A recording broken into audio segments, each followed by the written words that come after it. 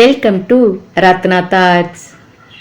நமக்கு பிரியமானவர்கள் நம்மை காயப்படுத்த மாட்டார்கள் என்று ஒருபோதும் நம்பாதீர்கள்.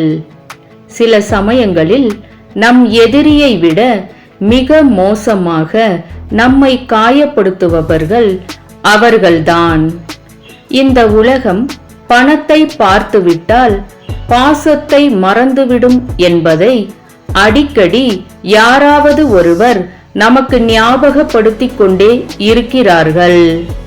ஒருவர் நம்மை மதிக்கவில்லை என்று நினைப்பது தவறு.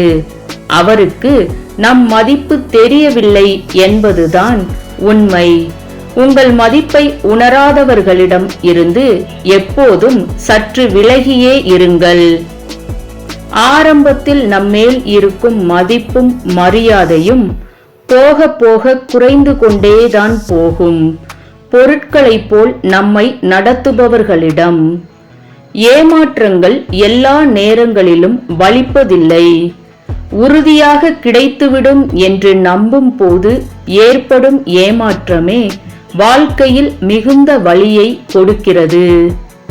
எத்தனை வருடங்கள் நெருங்கி பழகிய உறவாக இருந்தாலும் உனது தேவை முடிந்துவிட்டது என்றால் அவர்களுக்கு நீ யாரோ ஒருவர்தான்.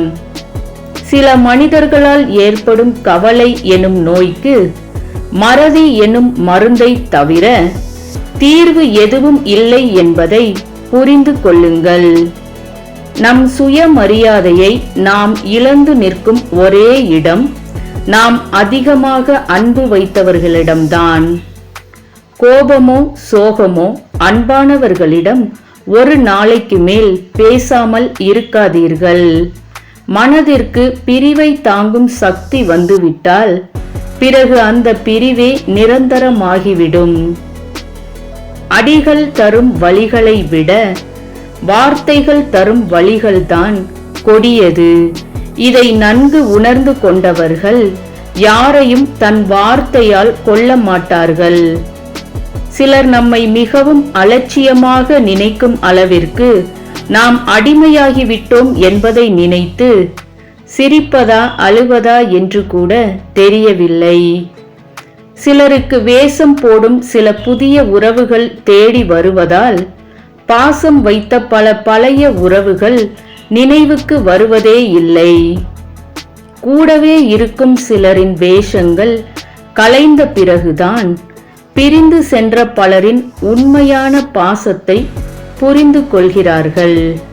சில சமயங்களில் மற்றவர்களிடம் தோன்றும் மாற்றங்கள் கூட நம் குணத்தை மாற்றிவிடும் சக்தி படைத்ததாய் ஆகிவிடுகிறது. மன அழுத்தங்களை போக்க எப்போதும் தனிமையை தேடாதீர்கள். பிடித்தவர்களிடம் மனம் விட்டு பேசுங்கள். இல்லை என்றால் மனதிற்கு பிடித்ததையாவது செய்யுங்கள். மகிழ்ச்சியாக வாழுங்கள். இந்த நாள் இனிய நாளாக அமைய வாழ்த்துக்கள். நன்றி.